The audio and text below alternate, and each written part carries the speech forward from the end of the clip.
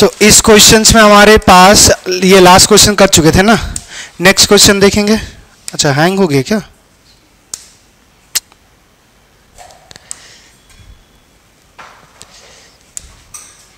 चलिए ये क्वेश्चंस देखिए क्या है। क्वेश्चंस है हमारे पास 2023 का क्वेश्चंस है। हमारे पास एक किसी सर्टेन रिएक्शंस के लिए हमारे पास रेट लॉ लिखा हुआ, रेट का एक्सप्रेशन लिखा हुआ है।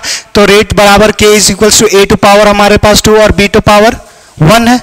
हमसे बोला हुआ है कि initial concentration of a is triple, कि जितना पहले कंसंट्रेशन होगा a का उसको क्या कर रहे हैं, ट्रिपल कर रहे हैं। Keeping concentration of b constant, b पहले जितना था उतना ही रहेगा। तो आपसे पूछा हुआ है कि the initial rate would B, तो हमारे पास रेट ऑफ रिएक्शंस जो रेट जो होगा ना वो कितने टाइम से चेंज होगा वही पूछ रहा है। यहां से समझना, हमारे पास रेट कंसिडर करेंगे, जैसे R1 मान लेते हैं, हमारे पास R1 कंसिडर कर लेते हैं। तो इस केस में हमारे पास k a टू पावर हमारे पास b और b टू पावर हमारे पास 1 है। अब देखो हम रेट 2 की बात करेंगे, तो रेट 2 में हमारे पास क्या हुआ, कंसंट्रेशन a का कितना टाइम्स हो गया, 3 टाइम्स। तो अगर हम मान के चलते हैं a का कंसंट्रेशन ऑफ a ही था, अगर हमारे पास ये आ जाएगा 3 टाइम्स, तो 3a का पावर हमारे पास क्या आ जाएगा, 2 आ जाएगा। और ये b का कंसंट्रेशन क्या रख रहे हैं, कांस्टेंट। अब यहां से देखो ये 3 का स्क्वायर क्या हो जाएगा, 9 कंसंट्रेशन ऑफ a का square into concentration of b। तो अगर हमारे पास इनिशियल से अगर हम दूसरे में देखें फाइनल वाले में, तो कितने टाइम से इंक्रीज हो रहा है। तो यहां से देखो हमारे पास क्या होगा, initial concentration of a is triple, keeping the concentration of b constant, the initial rate would be increase by 3 times, तो नहीं होगा, हमारे पास increase by factor of 9। Clear. Next question, यहां से आपके पास दिया हुआ N2O5, ये हमारे पास ब्रेक हो रहा है 4NO2 और O2 में, उसके बेसिस पे हमारे पास एक्सप्रेशन कुछ लिखा हुआ है। अगर एक्सप्रेशन लिखा हुआ है तो यहां से बताना है आपको रिलेशन K डैश और K ट्रिपल डैश के बीच। क्लियर। तो इस क्वेश्चन को कैसे बनाएंगे वो थोड़ा सा देखें। हमारे पास देखो सबसे पहला काम करेंगे, एक तो काम करेंगे कि हमारे पास देखो एक K डैश और फिर K का रिलेशन है, K डैश K, तो हमारे पास K डैश और K का हमारे पास इन दोनों को मिक्स करेंगे, इन दोनों को कंपेयर करेंगे, और इन दोनों को कंपेयर करके हमारे पास K और K डैश के बीच रिलेशन लिखेंगे। देखो यहां से हमारे पास N2O5, जैसे देखो इसका रेट का एक्सप्रेशन लिख सकते हैं, तो पहला हम लोग रेट का एक्सप्रेशन लिखेंगे, और यहां से अगर रेट का एक्सप्रेशन लिखना चाहेंगे, rate of reactions is equals to क्या हो जाएगा हमारे पास 1/2 माइनस N2O5 डिवाइड बाय हमारे पास dt is equals to, product है 1/4 पॉजिटिव में अगर आ जाएगा, हमारे पास NO2 डिवाइड बाय हमारे पास dt इज इक्वल्स टू, यहां पे आ जाएगा 1 नहीं है तो लिखने की जरूरत नहीं है, d of O2 divide by हमारे पास dt। अब यहां से देखो ये एक्सप्रेशन को हमारे पास एक से जगह से दूसरी जगह चेंज कर सकते हैं। अगर ये हम चेंज कर लेंगे तो हमारे पास इसके बीच में रिलेशन आ जाएगा। अब यहां से देखें हमारे पास सबसे पहला हम N2O5 और NO2 की बात करते हैं, तो N2O5 और हमारे पास NO2 ये दो रिलेशंस की बात करेंगे, तो ये 1/2 minus d N2O5 divide by हमारे पास dt is equals to 1/4 NO2 divide by हमारे पास dt। अब देखो इसमें हमारे पास सीधा सिंपल सा क्या काम करेंगे कि अगर हमारे पास ये दोनों को हम रिप्लेस करके या तो इसके जगह पे हम ये लिख दे या इसके जगह पे ये लिख दे, तो दोनों में से हमारे पास इस पार्ट का रिलेशन आ जाएगा। तो अगर हमारे पास यहां से देखना ये हमारे पास 1/2 minus d N2O5 divide by dt, यहां से देखो N2 हमारे पास NO2 by dt, NO2 by dt, इसके बराबर क्या लिख सकते हैं, ये एक्सप्रेशन लिख सकते हैं अच्छा, दोनों के एक ही साथ पुट करते हैं ना, ये हमारे पास 1/2, इतना एक्सप्रेशन की जगह पे हमारे पास क्या आ जाएगा, k times of N2O5 is equals to, यहां से 1/4 NO2 के जगह पे क्या लिख सकते हैं हमारे पास k डैश और N2O5। क्लियर? अब यहां से देखो N2O5 N2O5 कैंसिल, 2 2 से हमारे पास 4, तो ये क्या आ गया हमारे पास, ये 2 इधर चला जाएगा, ये हम क्योंकि डिनोमिनेटर में है तो ये 2k इज इक्वल्स टू क्या आ गया, सबसे पहला एक्सप्रेशन देखो इसमें क्या है कि k dash by 2, k dash is equals to 2k, k dash is equals to 2k, k dash ये नहीं होगा, k dash is equals to 2k। तो पहला तो ऑप्शन ए बी और सी में हमारे पास मिल रहा है। फिर दूसरे का एक्सप्रेशन चेक करेंगे, हमारे पास k डबल डैश और k का बीच रिलेशन लिखा हुआ है और यहाँ पे k डैश और k के बीच, अच्छा ये यहाँ पे k डबल डैश ही होना चाहिए, k डबल डैश और k के बीच लिखना है। तो k डबल डैश हमारे पास इसमें है और k ऊपर वाले में, तो फिर से हमारे पास ये फर्स्ट और लास्ट का हमारे पास रेशियो लेंगे, तो फर्स्ट और लास्ट का अगर हमारे पास रेशियो लेंगे तो ये देखो हमारे पास क्या हो जाएगा, -1/2 d N2O5 डिवाइड बाय हमारे पास dt इज इक्वल्स टू हमारे पास DO2 डिवाइड बाय हमारे पास dt। अब देखो हमारे पास इसका N2O5 की जगह पे क्या लिख सकते हैं, 1/2 हमारे पास k N2O5 लिख सकते हैं, इसके जगह पे हम लोग क्या लिख सकते हैं, k डबल डैश N2O5। अब यहां से देखो ये N2O5 और N2O5 क्या हो जाएगा, कैंसिल, ये हमारे पास k बराबर लिख सकते हैं 2 times of k double dash.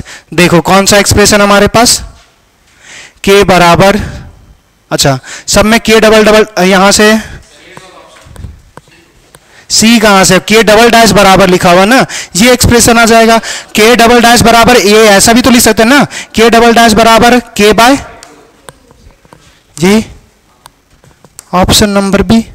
तो बस आपको करना क्या था, रेट ऑफ रिएक्शंस लिखो, जो यहां पे उसके बराबर दिया हुआ उसके बराबर करना और k और k1 k2 के बीच रिलेशन फाइंड आउट करना था।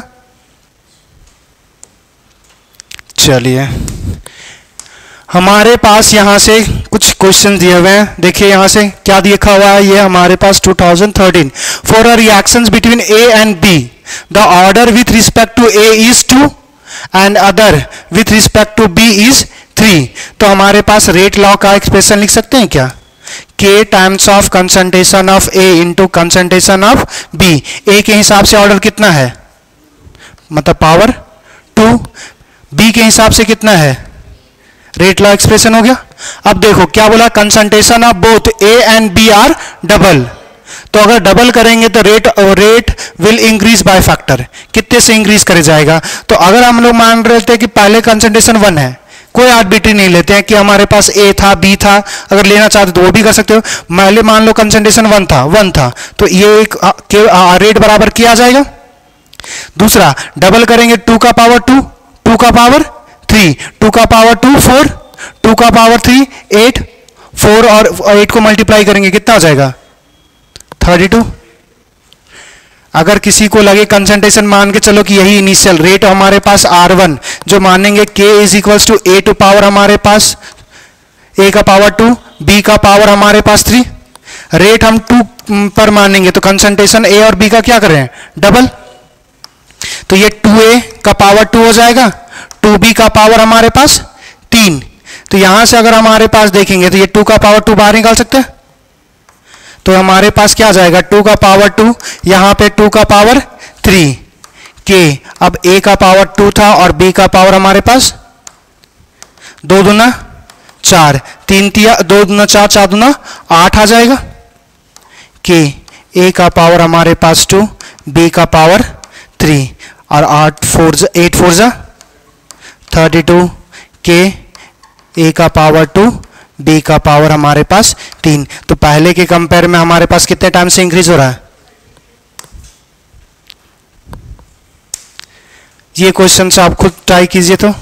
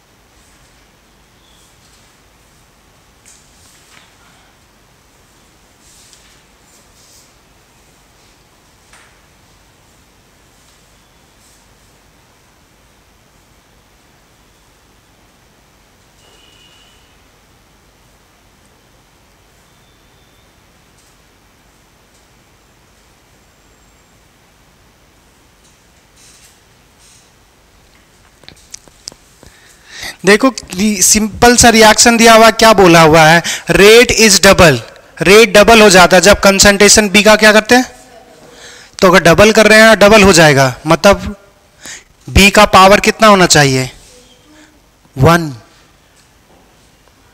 अगर डबल करेंगे तो तभी डबल होगा ना, अगर 2 रखेंगे तो डबल करेंगे तो कितना टाइम्स हो जाएगा, 4 टाइम्स नहीं हो जाएगा। तो क्या बात समझ में आया कि हमारे पास बी का अगर हमारे पास कंसंट्रेशन डबल करे, रेट डबल अगर डबल हो रहा होगा तो हमारे पास बी के हिसाब से क्या हो जाएगा, ऑर्डर फर्स्ट।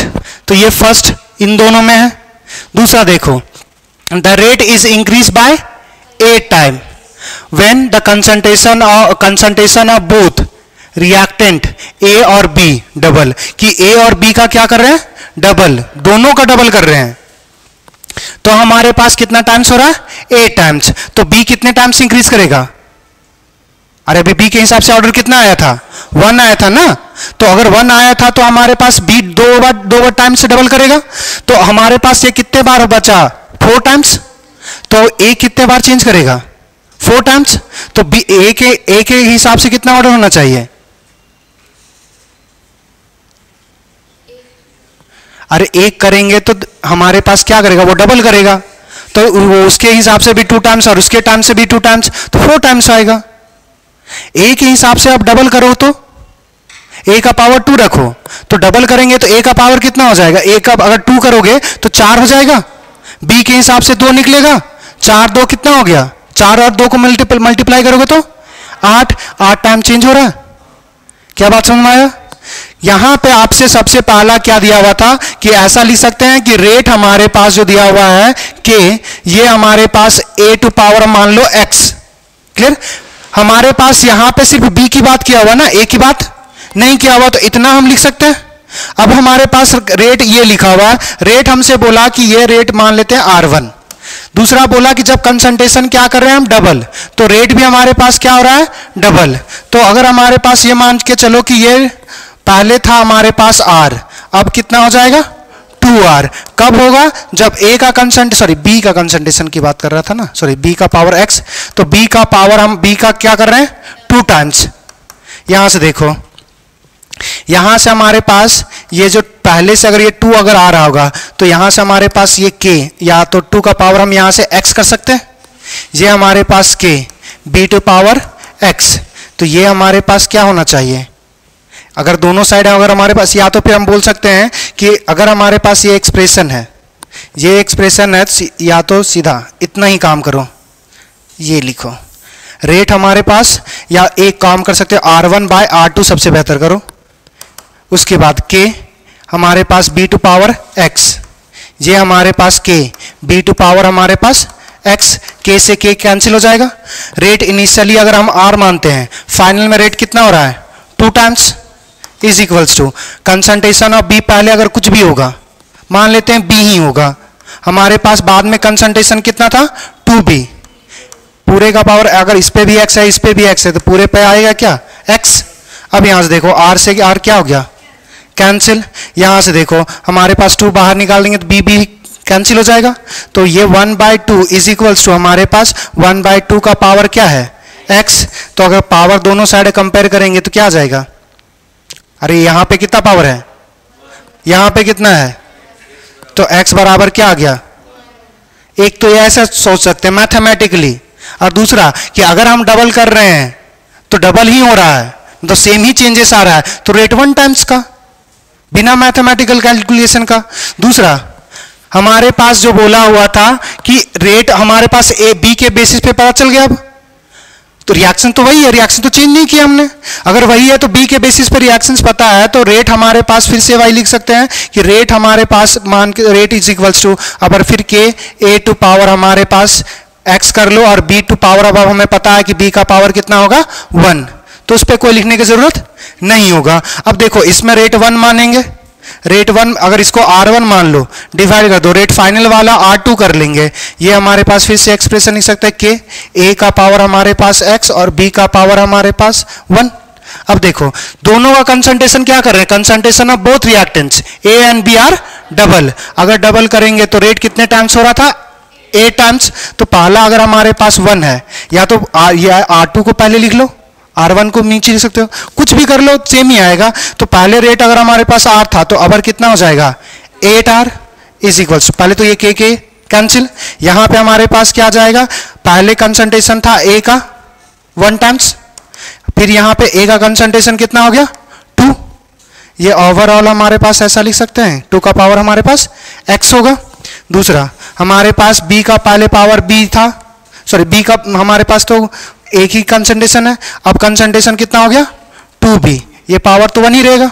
अब यहां से देखो ये R से R क्या हो गया कैंसिल, वो हमारे पास 8 इज इक्वल्स टू, यहां से करेंगे तो ये क्या आ जाएगा 2 का पावर हमारे पास x, ये a कैंसिल हो गया, 1/2 बचा, 1/2 का पावर हमारे पास क्या है, या ओवरऑल x कर लो, 1 का पावर x कोई भी टर्म्स रहेगा वो कैसा हमेशा क्या देगा 1, 1 का पावर अगर कुछ भी रहे वो क्या देगा हमेशा 1, तो ये 2 का पावर क्या हो गया x इनटू हमारे पास ये b भी कैंसिल हो जाएगा तो 1/2, अगर हमारे पास यहां से ये 2 को कितने से मल्टीप्लाई करेंगे कि 8 आ जाएगा 4 से, मतलब ये 2 का पावर 2 हुआ होगा, या तो आप ऐसे कर लो 2 2 जा 4, यहां से क्या लिखोगे 1/4 इज इक्वल्स टू 1/2 का पावर x, तो अगर हमारे पास इसको 1/4 को 2 का पावर 2 लिख सकते हैं, ये हमारे पास 2 का पावर x, अब यहां से x का वैल्यू क्या गया, तो एक हम रेट अगर हम लिखना चाहेंगे तो a के हिसाब से कितना आ गया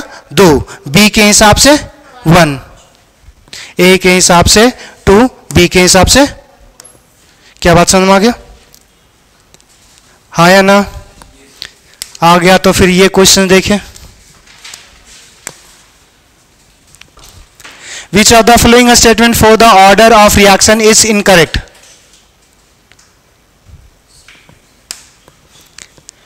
हमारे पास कौन सा बात जो लिखा हुआ ऑर्डर के लिए करेक्ट नहीं है। सबसे पहला दिखा order is not influence by stoichiometric coefficient of the reactant, हमारे पास जो ऑर्डर होता है वो स्टोकोमेट्रिक कोएफिशिएंट से हमारे पास डिपेंड नहीं करेगा, ये लिखा हुआ है।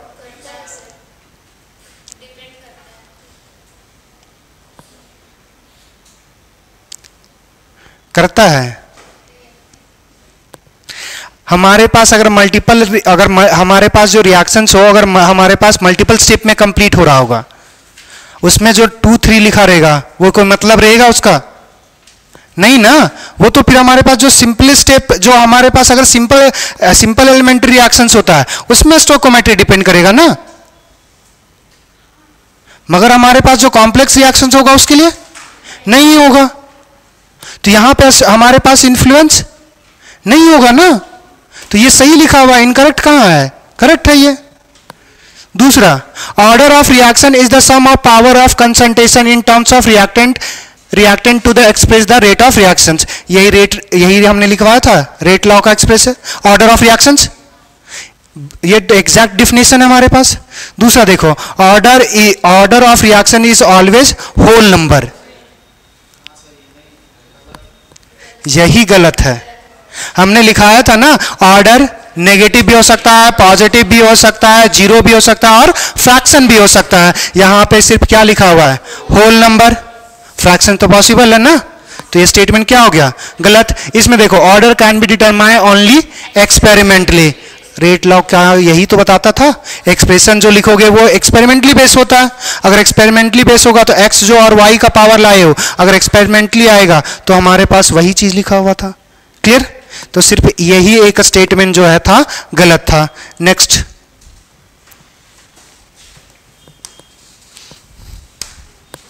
बताइए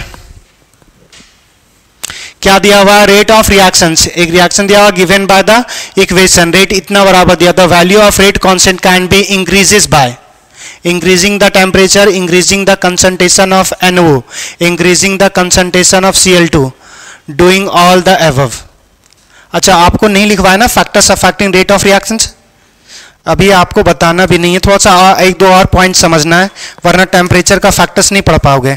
अभी यहाँ पे क्या होता है कि टेम्परेचर हमारे पास जब बढ़ाओगे तो रेट ऑफ रिएक्शंस हमेशा बढ़ेगा, वो इंडो एक्सोथर्मिक पर डिपेंड नहीं करता है, क्यों नहीं डिपेंड करेगा, वो आगे बात करेंगे। जब भी टेम्परेचर बढ़ाओगे ना, तो हमारे पास किसी भी टाइप का रिएक्शंस हो, वो हमेशा क्या होगा, रेट ऑफ रिएक्शंस बढ़ेगा।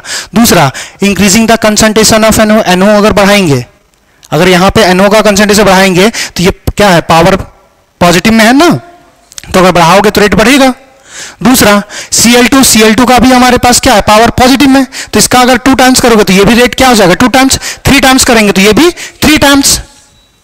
और मतलब अगर तीनों बात सही है तो ये क्या हो गया, ये आगे हम लोग पढ़ेंगे रेट ऑफ रिएक्शंस किन किन फैक्टर्स पे डिपेंड करता है, तब वहां पे ज्यादा क्लियर होगा ये टेम्परेचर वाला। बाकी बात तो ये तो समझ में ही आ रहा है। चलो अब नेक्स्ट हमारे पास है मॉलिक्यूलरिटी। ये क्या होता है, पहला तो ये थियोरेटिकल कॉन्सेप्ट है, थियोरेटिकल कॉन्सेप्ट है, एक्सपेरिमेंटल कॉन्सेप्ट नहीं है।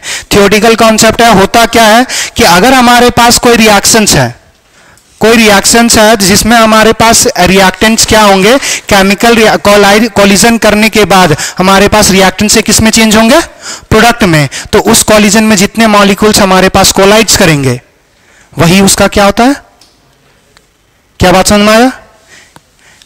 कोई भी कोलिजन नहीं, अगर हमारे पास जो रिएक्टेंट्स दिया हुआ है वो कोलाइड्स करेंगे in order to bring a chemical change, कि जब कोलाइड्स करेंगे तो क्या होना चाहिए, केमिकल चेंज, मतलब केमिकल रिएक्शंस होगा।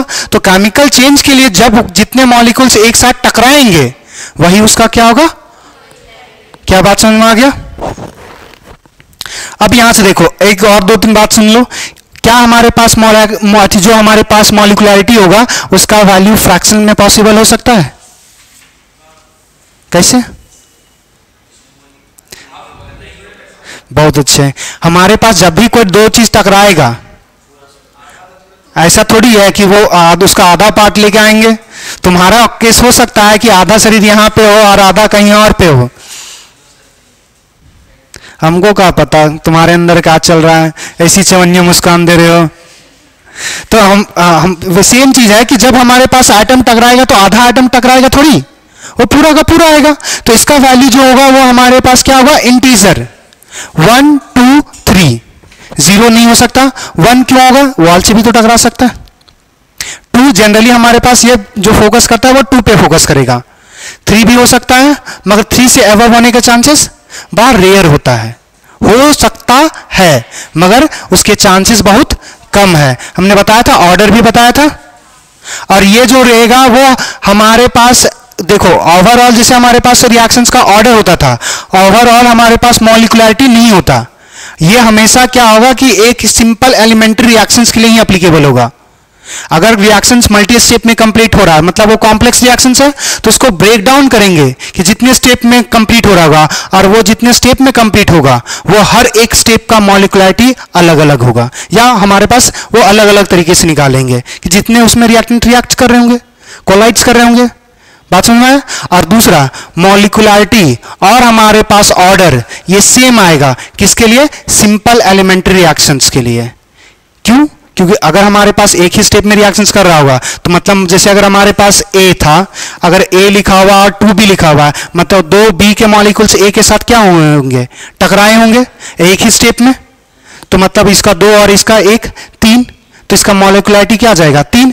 और इसका रेट एक्सप्रेशन लिखेंगे तो A का पावर कितना होगा 1, B का पावर कितना होगा 2 और 1 3, ऑर्डर भी क्या आ गया सेम। तो ऑर्डर एंड मॉलिक्यूलरिटी सेम होगा किसके लिए, एलिमेंट्री रिएक्शंस के लिए। और हमारे पास मॉलिक्यूलरिटी क्या होगा, सिर्फ एलिमेंट्री रिएक्शंस के लिए एप्लीकेबल होगा। ये एक ऐसा कॉन्सेप्ट है, थियोरेटिकल कॉन्सेप्ट। क्लियर? चलिए अब लिखिए, इंतजार मत कीजिएगा, लिखते जा रहा हूं, लिखते जाइएगा। It is a theoretical concept when reactant molecules collides in order to bring a chemical change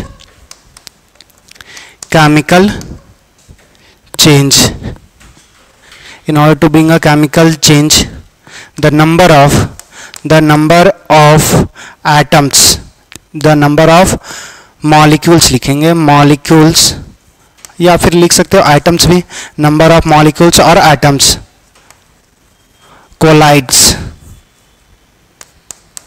collides is known as molecularity.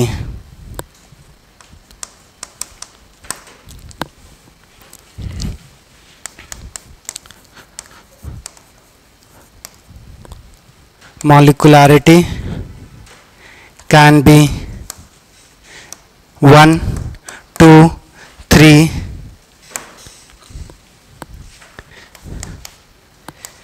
It never be fraction और ज़ीरो, कि कभी भी फ्रैक्शन और ज़ीरो तो कभी पॉसिबल नहीं रहा. और next, it is only applicable for simple elementary reaction.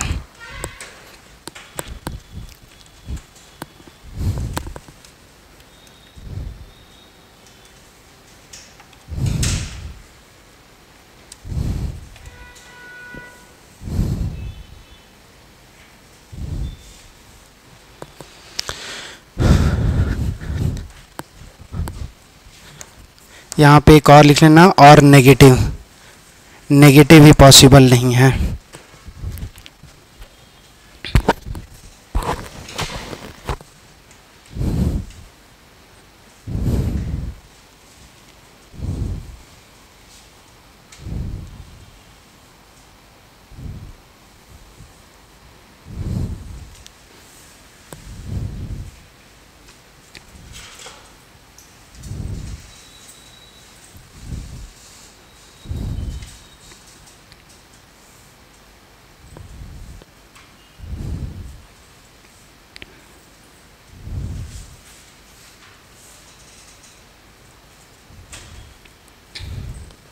सब बढ़िया. जुल्फे जी, जुल्फों कैसे ऐसे करने लगा, क्या हो गया? लिखते लिखते हो गया. चलिए, अच्छा एक और पॉइंट हमारे पास छूट गया था. हमने क्या बोला था कि ऑर्डर और मॉलिक्युलरिटी क्या होगा, सेम होगा. किसके लिए? सिंपल एलिमेंट्री रिएक्शंस के लिए. Order and molecularity will be same for simple elementary reactions.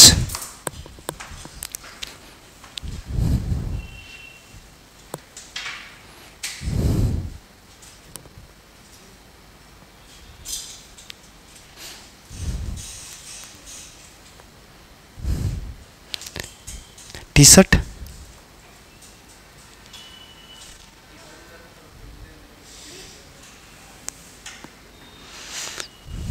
हो गया.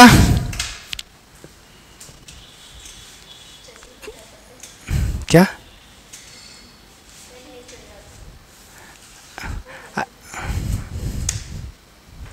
चलिए यहां देखिएगा,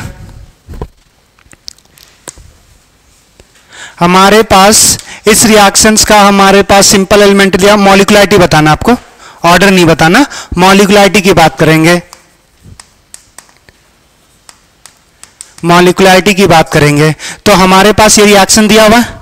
मॉलिक्युलरिटी अगर पूछेगा तो कितना होगा इसका? पहले से लिखा हुआ रिएक्शंस कैसा है? सिंपल रिएक्शंस है, मतलब 2 और इसका 1, 3 आ जाएगा. अगर हमारे पास यहां पे दिया हुआ है तो इसमें भी 3 आएगा, 0 लिखा हुआ है.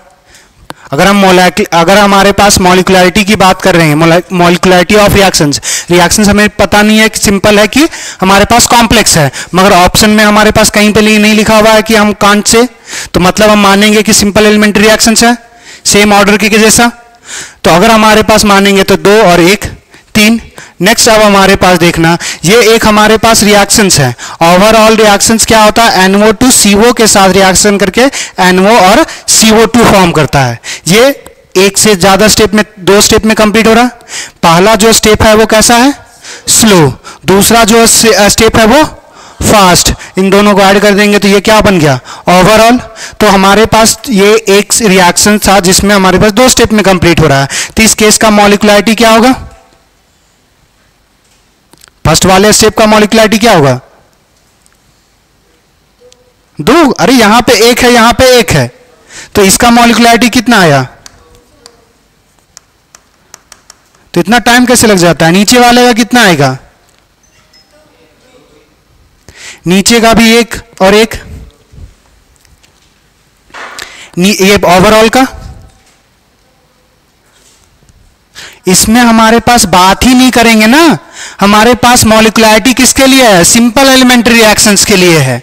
ये तो एक कॉम्प्लेक्स रिएक्शंस का पार्ट हो गया ना, तो इस पे हमारे पास मॉलिक्युलरिटी का कॉन्सेप्ट नहीं होगा, वो एक स्टेप के लिए इन्वॉल्व होगा ना, तो इन दोनों का होगा। अब दूसरा हमारे पास अगर यहां से पूछा जाए ऑर्डर ऑफ रिएक्शंस क्या होगा, ऑर्डर ऑफ रिएक्शंस, तो क्या बता सकते हो, पहले बताएं नहीं तो कैसे बना सकते हो इस टाइप का। देखो अब यहां से याद रखना, हमारे पास क्या होता है कि जो अगर हमारे पास रेट डिटरमाइन करना है किसी भी रिएक्शंस का, तो जो रिएक्शंस का सबसे स्लोएस्ट स्टेप होता है वही हमारे पास रेट बताएगा।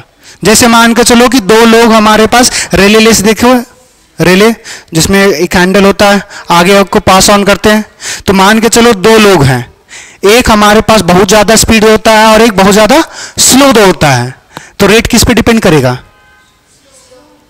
फास्ट वाला तो तुरंत कंप्लीट कर देगा, तो उसको जब भी मिलेगा तुरंत कंप्लीट कर देगा। तो ये जो स्लो चल रहा है वो जितना जल्दी कंप्लीट करेगा उतना जल्दी रेस खत्म हो जाएगा, तो स्लो पे डिपेंड कर रहा है। तो उसी तरह हमारे पास जो रेट ऑफ रिएक्शंस होता है वो हमारे पास स्लोवेस्ट स्टेट पे डिपेंड करेगा। तो ऑर्डर ऑफ रिएक्शंस अगर हमारे पास यहां से रेट लिखना चाहेंगे तो रेट जो डिपेंड करता है वो हमारे पास स्लोवेस्ट स्टेप पे डिपेंड करेगा। तो यहां पे दोनों में से कौन सा है स्लोवेस्ट स्टेप, ऊपर वाला, ये फास्ट है, फास्ट पे तो डिपेंड नहीं करेगा रेट, तो हमारे पास स्लोएस्ट पे करेगा। और ये सिंपल एलिमेंट्री रिएक्शंस है, तो इस पे law of mass action apply कर सकते हैं। तो रेट इज इक्वल्स टू के, हमारे पास कंसंट्रेशन ऑफ NO2 इनटू, अच्छा कंसंट्रेशन ऑफ NO, इसको पावर 2 कर दे, कोई प्रॉब्लम। अब यहां से जब भी लिखोगे थोड़ा सा एक बात याद रखना कि ये जो लिख रहे हो या तो रिएक्टेंट होना चाहिए या तो प्रोडक्ट होना चाहिए। क्या यहां पे वो ओवरऑल रिएक्शंस में रिएक्टेंट और प्रोडक्ट में है, अरे मतलब CO नहीं है तो CO पे डिपेंड नहीं कर रहा होगा, तो मतलब यहां से ऐसा लिख सकते हो कि जो CO लिखोगे ना उसका पावर 0। यहां पे हमारे पास सिर्फ ये देखना है जो लिखे हो ना जिसका पावर वो रिएक्टेंट में है या प्रोडक्ट में है वही बस होना चाहिए, ऐसा नहीं कि कोई तीसरा इंटरमीडिएट हम लिख दें। क्या बात समझ में आया। तो एक लाइन यहां से लिखने से पहले थोड़ा सा एक पहले लिख लो, एक लाइन लिख लो तो पहले,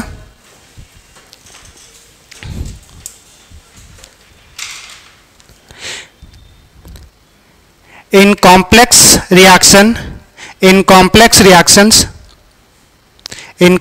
reactions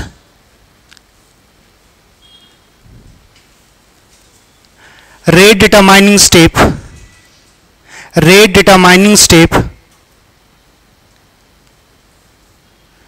ब्रैकेट में लिखना RDS rate determining step, RDS in complex reactions rate determining step is slowest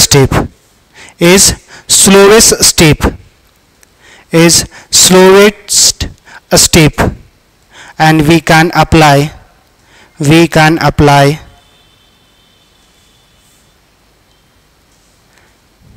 rate law expression, we can apply rate law expression and find out rate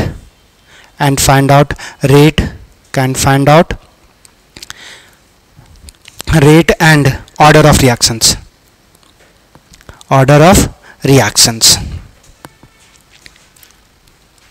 clear. तो अब यहां से समझ में आ गया कि ये अलग अलग मॉलिक्युलरिटी है। अगर हमें पास अगर जो स्लोवेस्ट स्टेप होगा वो रेट डिटरमाइनिंग स्टेप, तो इस पे रेट लॉ लगा सकते हैं। तो रेट हमने लगाया, रेट इज इक्वल्स टू के, हमारे पास इसका कंसंट्रेशन क्या था, 2 बार था, तो या तो 2 टाइम्स लिखो या तो यही रिपीट कर दोगे, तो अगर उसको समराइज करोगे तो फिर क्या आ जाएगा, पावर 2। अगर हमारे पास रिएक्टेंट जो दूसरा है वो CO के बेसिस पे लिखना चाहोगे, मतलब अगर उसके टर्म्स में नहीं आ रहा तो मतलब उसका पावर क्या हुआ होगा, 0। तो ये रेट लॉ एक्सप्रेशन हो गया। तो ये आपको यहां से, अगर यहां से आपको पूछा जाए रेट लॉ एक्सप्रेशन लिखने के लिए, लिख लोगे। ऑर्डर पूछेगा, ऑर्डर ऑफ रिएक्शंस क्या है, तो ऑर्डर ऑफ रिएक्शंस क्या आएगा, सेकेंड ऑर्डर का रहेगा। और ऐसा भी पूछेगा कि order with respect to CO कितना होगा, 0। Order with respect to NO2 2। चलिए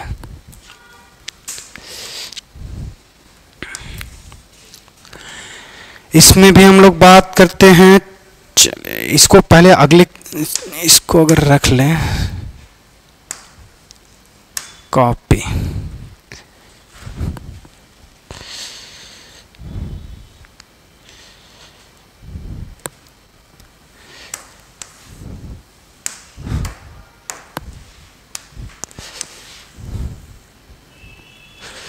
चलिए ये क्वेश्चन देखिए, एक रिएक्शन दिया हुआ है हमारे पास 2 टाइम्स ऑफ N2O5, ये चेंज हो रहा है 4NO2 प्लस O2 में। ये हमारे पास ओवरऑल रिएक्शंस है, ये 2 स्टेप में कंप्लीट हो रहा है। हमारे पास पहला जो स्टेप है वो N2O5 चेंज हो रहा है NO2 में और NO3 में। ये कैसा स्टेप है हमारे पास, स्लो स्टेप है। दूसरा फिर N2O5 NO3 के साथ रिएक्शंस के करके फिर क्या बना है, 2 times of NO2 plus O2। ये प्रोसेस हमारे पास है फास्ट प्रोसेस। तो आपको यहां से बताना है कि ऑर्डर ऑफ रिएक्शंस और मॉलिक्युलरिटी ऑफ रिएक्शंस, मतलब हर एक स्टेप का। इसका तो हम इसमें मॉलिक्युलरिटी नहीं लगा सकते, इनमें लगा सकते हैं। तो इसमें मॉलिक्युलरिटी कितना आएगा, इसमें हमारे पास क्या एक नहीं आएगा, 2 कहां से, एक ही है ना। मॉलिक्युलरिटी ये 1 और हमारे पास यहां पे 2। अब यहां से रेट बराबर क्या लिख सकते हो, रेट जो होगा वो स्लोएस्ट स्टेप पे एप्लीकेबल होगा। तो अगर स्लोएस्ट स्टेप पे लगाएंगे तो क्या हो जाएगा हमारे पास, K इंटू N2O5 का पावर कितना आएगा, तो कितने ऑर्डर का हो गया हमारे पास, ऑर्डर ऑफ रिएक्शंस का, ऑर्डर ऑफ रिएक्शन जो हो जाएगा वो हमारे पास 1। एक ही रिएक्टेंट था। तो अब यहां से देखो, कुछ देर पहले हमने एक सवाल किया था कि ऑर्डर ऑफ रिएक्शन जो होगा वो स्टोइचोमेट्री से ऐसा इन्फ्लुएंस होगा, 2 था, क्या 2 आया, नहीं आया ना, तो इन्फ्लुएंस नहीं होगा, वो एक्सपेरिमेंटल बेस है। क्लियर।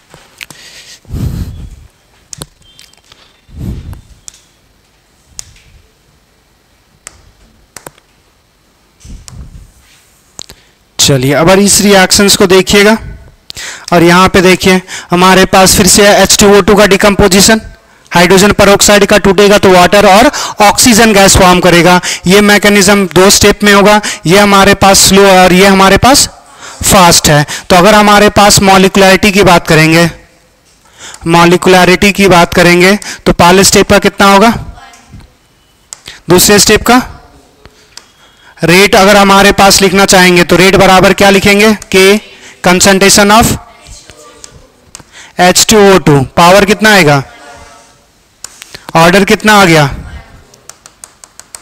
कोई प्रॉब्लम, क्लियर, सबको समझ में आ गया। तो अगर इस तरह का एक्सप्रेशन लिखा रहेगा, हर स्टेप का आपको मॉलिक्युलरिटी पूछेगा या आपको ऑर्डर लिखने बोलेगा या रेट लॉ एक्सप्रेशन लिखने बोलेगा, कर सकते हैं। ये रिएक्शन देखिएगा, यहां पे देखिए find the rate law expression, rate law expression आपको लिखना है। अब हमारे पास यहां से एक छोटा सा काम है, ये जो फॉरवर्ड का एरो होगा, फॉरवर्ड का रेट दे दिया हुआ हमारे पास कांस्टेंट होगा वो K1, यहां से हमारे पास बैकवर्ड का हमारे पास है K3 और यहां पे हमारे पास ये जो है वो K2 और यहाँ पे K3 है। क्लियर? अब आपको इस केस में पहले अगर मॉलिक्युलैरिटी तो पूछा नहीं, अगर पूछता तो कितना होता फर्स्ट स्टेप का, दूसरे का 2, अगर यहां से ऑर्डर लिखने बोलेगा तो 1 ऑर्डर पहला, तो यहां से और रेट लिखो तो सब कोई रेट लिखना, तो रेट ऑर्डर नहीं पूछ रहे, रेट का एक्सप्रेशन लिखना, तो रेट लॉ एक्सप्रेशन लिखना, तो भी यही है ना बालिके।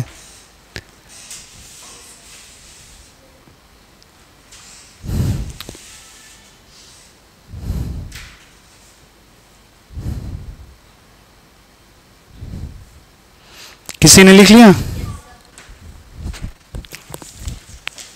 क्या लग रहा है तुम्हें ये सही है?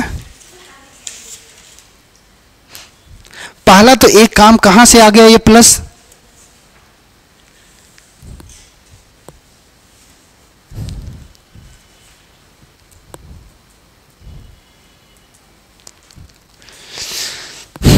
देखो ये बनेगा नहीं तुम लोगों से, क्यों नहीं बनेगा वो बता रहा हूं। जब हमारे पास यहां से रेट लिखेंगे तो रेट लॉ एक्सप्रेशन जो लगाएंगे वो स्लो स्टेप पे लगाएंगे, तो rate is equal to slow step, ये हमारे पास रेट बराबर क्या आ जाएगा K3 into concentration of O3 का पावर 1, हमारे पास O का पावर 1।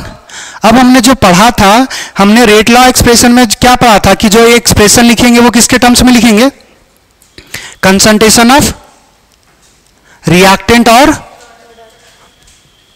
ये क्या हमारे पास ये जो ऑक्सीजन हमने लिखा है ये रिएक्टेंट है या प्रोडक्ट है? कहां प्रोडक्ट है रे? ये कुछ नहीं, ये रिएक्शन जो लिखा हुआ 2O3 ये चेंज हो रहा है 3O2 में, ओजोन से ऑक्सीजन गैस बन रहा है, वो नेसेंट ऑक्सीजन नहीं है।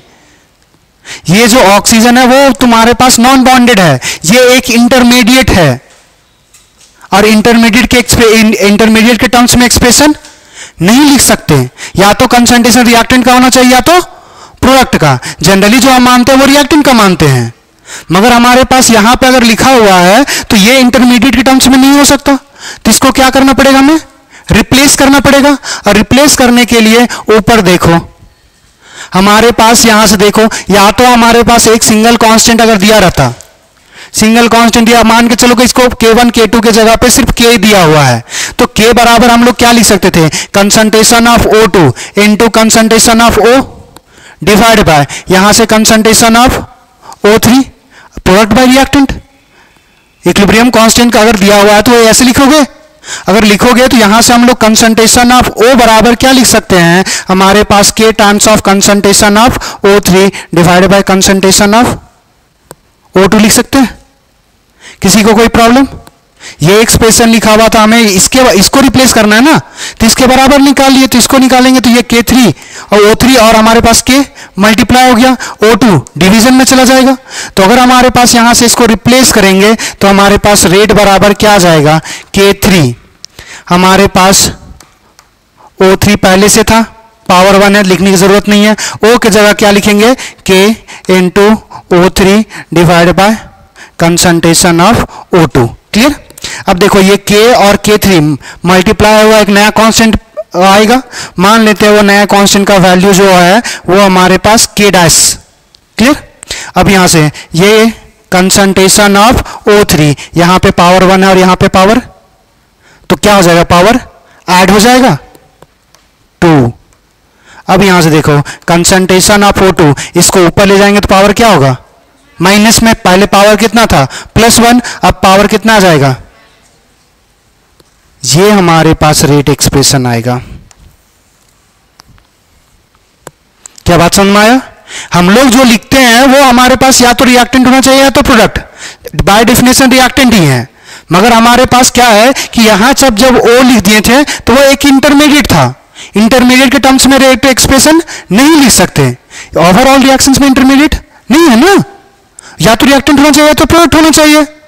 अब मगर जब यहां पे इंटरमीडिएट आ गया तो इसको रिप्लेस कर देंगे, रिप्लेस करने के लिए वो प्रोसेस ढूंढेंगे जिसमें हमारे पास इसके अलावा सिर्फ क्या हो, रिएक्टेंट और प्रोडक्ट हो, इसका यूज नहीं कर सकते।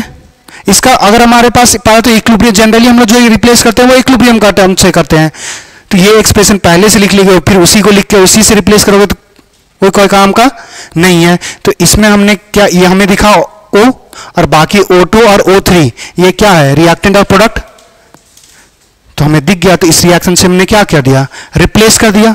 क्या ये बात समझ में आ गया? लिख लीजिए।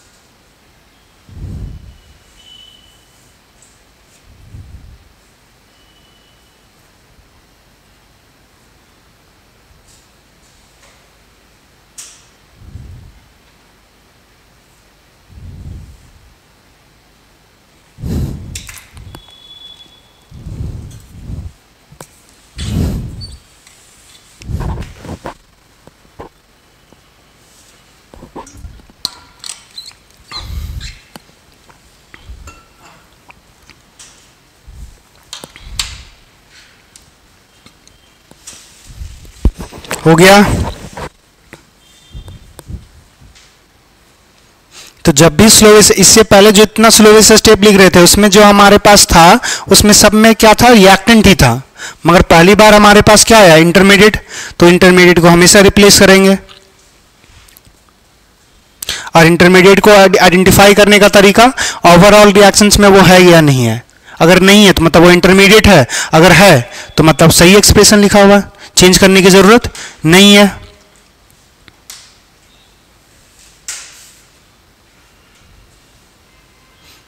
किसके ध्यानों में खोया रहे हैं ऐसी का, माला जप रहा है। चलिए यहां पे देखिए, यहां पे भी आप रेट लॉ लगा सकते हो, रेट लॉ का एक्सप्रेशन लगा सकते हो। यहां पे देखो ना, ये ओवरऑल रिएक्शंस है। ओवरऑल रिएक्शंस में क्या है, A2 B2 और यहां से क्या बन रहा है, 2AB। स्लोवेस्ट स्टेप कौन सा है, ये। इसका मान लो कि इसका कांस्टेंट K1 है, इसका हमारे पास K2 और इसका K3। क्लियर। अब हमारे पास देखो स्लोवेस्ट स्टेप में अप्लाई करेंगे तो B2 नजर तो आ गया, A भी है। क्या A हमारे पास है, वो A2 के टर्म्स में है। ये हमारे पास A2 लिखा हुआ है, ये हमारे पास B2 लिखा हुआ है और ये हमारे पास A भी लिखा हुआ है। तो A के टर्म्स में तो कम से कम रिएक्टेंट और प्रोडक्ट तो नहीं है, मतलब फिर से इसको क्या करना पड़ेगा, रिप्लेस करना पड़ेगा। और रिप्लेस करने के लिए अब देखो, अब दो ऑप्शन है, फर्स्ट और सेकंड। फर्स्ट वाले ऑप्शन में क्या है कि A2, मतलब A का पावर 2 लिख सकते हो यहाँ पे, मतलब 2 टाइम्स ऑफ A। तो ये A2 में चेंज हो, A2 है। मगर अगर इसको अप्लाई करोगे A को रिप्लेस करने के लिए तो यहां पे फिर से एक और इंटरमीडिएट आ जाएगा B, तो इसका हम अप्लाई नहीं कर सकते, तो हम इसका यूज करेंगे। क्लियर। अगर समझ में आए तो बनाओ, फिर जिसको आया बनाने दें। यहां पे हमारे पास जो रेट लगाएंगे वो कैस कौन से स्टेप पे लगाएंगे, स्लो पे लगाएंगे। तो यहां पे लिख सकते हैं ना, रेट हमारे पास, rate is equals to K2 concentration of A into concentration of B2। इसका स्टोइकोमेट्री कितना 1, इसका भी 1। तो ये B2 जो था वो हमारे पास रिएक्टेंट है, मगर क्या A रिएक्टेंट, ये कैसा है, इंटरमीडिएट। प्रोडक्ट भी होगा तब भी चल जाएगा, इंटरमीडिएट नहीं होना चाहिए। अब इंटरमीडिएट नहीं तो इसको जो लास्ट वाले था, जैसे हमारे पास O था, ये भी क्या था, इंटरमीडिएट, इसको रिप्लेस कर दिए थे। एक ही ऑप्शन था हमें देखने को मिल रहा था। यहां पे हमारे पास A को रिप्लेस करने के लिए या तो नीचे वाला या तो ऊपर वाला, मगर A को रिप्लेस करोगे तो फिर ये A, यहां पे भी एक और इंटरमीडिएट है, मगर यहां पे अगर रिप्लेस करेंगे तो कोई इंटरमीडिएट, हमारे पास डायरेक्ट इसको A2 में चेंज कर सकते हैं। तो वो ये स्टेप फॉलो करेंगे।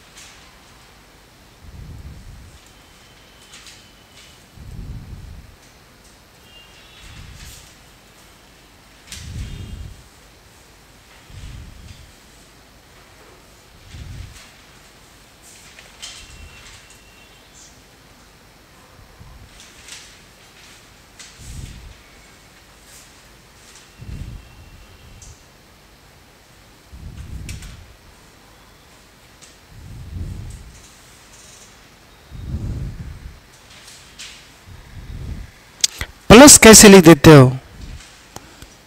तू ही तो लिखी, कहां पे लिखी? दिख नहीं रहा तुम्हें ये?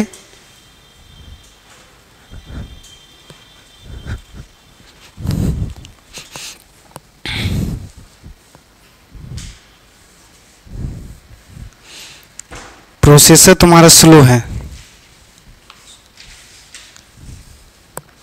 अरे जाहिल, ये जो एक्सप्रेशन लिखे थे यहां पे लिखोगे K1 बराबर हमारे पास प्रोडक्ट में क्या है, कंसंट्रेशन ऑफ ए, ये 2 बार है तो इसका power 2 divide by concentration of A2। अब ये हमारे पास कंसंट्रेशन ऑफ ए बराबर क्या लिखोगे, ये हमारे पास या स्क्वायर K1 हमारे पास कंसंट्रेशन ऑफ A2। अब ये हमें सिर्फ ए को रिप्लेस करना ना, ए का पावर तो 1 ही है, 1 लाने के लिए क्या करोगे, K1 का पावर 1/2, A2 का पावर 1/2, अब वहां पे पुट करोगे। किसी ने कुछ बनाया है? दिखा।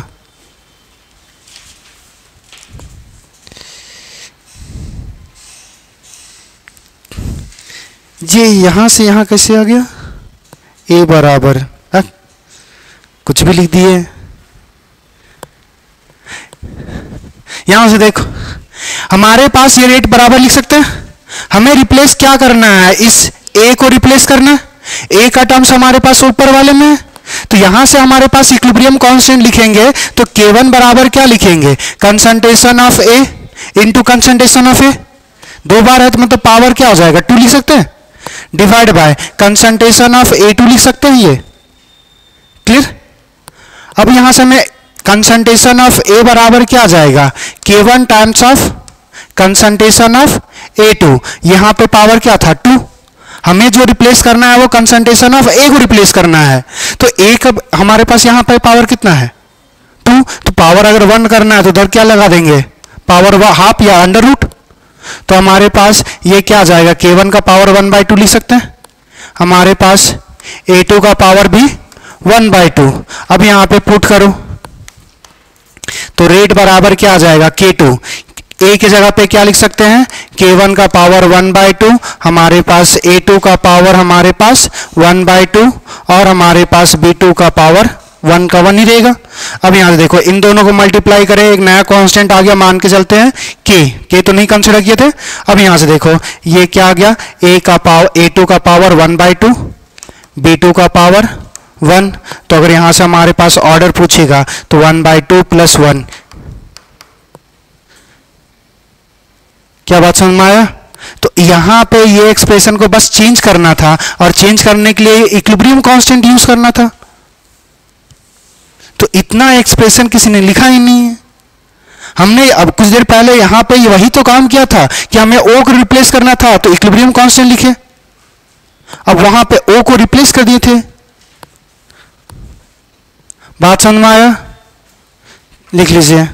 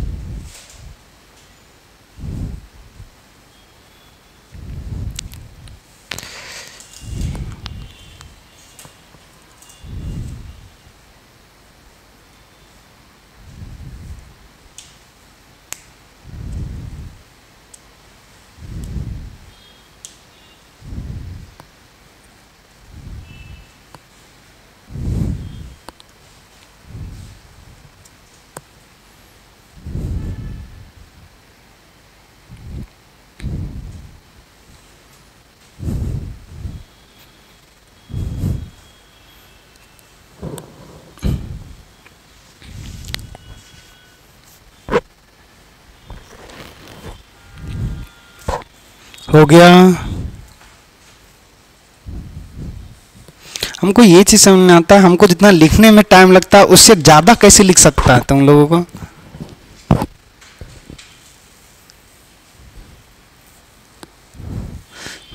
जल्दी कीजिए।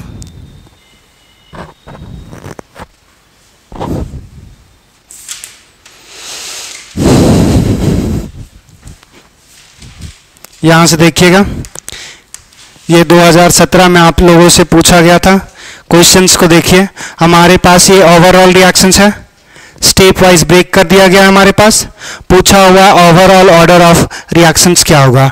तो स्लोएस्ट स्टेप पे क्या लगा देंगे, रेट लॉ लगाएंगे, यहां पे हम लोग लगा देंगे रेट लॉ, और रेट लॉ लगाएंगे तो यहां से देखो y2 दिख रहा है, x नहीं दिख रहा, मतलब उसको क्या करना पड़ेगा, रिप्लेस करना पड़ेगा। अच्छा वही रिएक्शंस लग रहा है क्या, x के जगह पे a, y के जगह पे b, घर में कर लेना।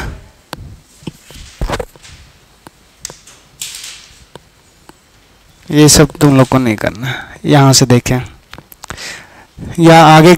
अच्छा ये टेबल को पूरा करना अगर कर सके। लॉगरिथमिक फंक्शन आपने फिजिक्स में पढ़ा था क्या, लॉग पढ़ा था, लॉग को सॉल्व करने के लिए।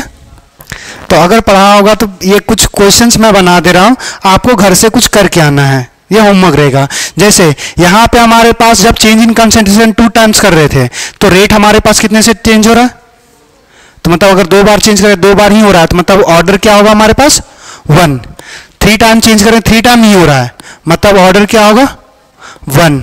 अगर 2 टाइम चेंज कर रहे हैं और 4 टाइम्स हो गया तो ये कितना हो जाएगा, 2 टाइम्स अगर हमारे पास कंसंट्रेशन चेंज कर रहे हैं और कितना हो गया 8 लिखा हुआ है बालिक के, तो कितना हो जाएगा, यहां पे 2 का पावर हमारे पास 3 कर देंगे तो 8 तो आ जाएगा ना। तो इस पे कितना पावर रखेंगे कि ये नंबर्स आ जाएगा, बस ये ढूंढना है।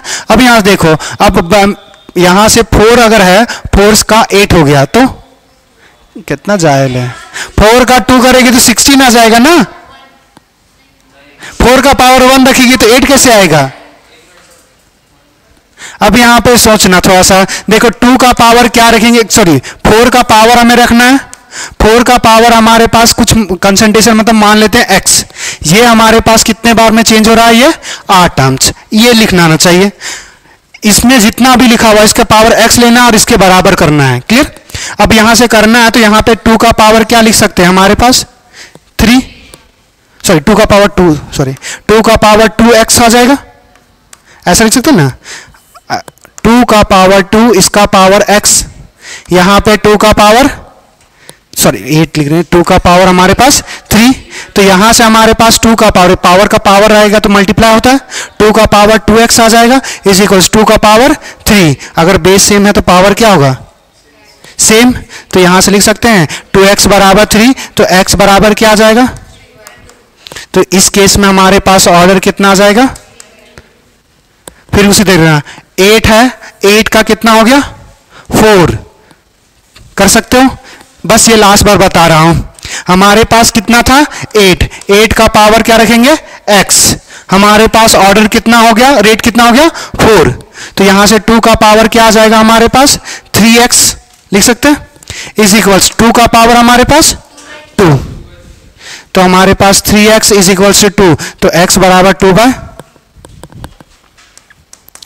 अब बाकी ये ट्राई करना, ये तुमसे नहीं बनेगा, अगर बन जाएगा तो बहुत अच्छी बात है, नहीं बनेगा तो नेक्स्ट क्लास में बताएंगे, बाकी आप बना सकते हो। मिलते हैं नेक्स्ट क्लास में, थैंक यू एवरीवन।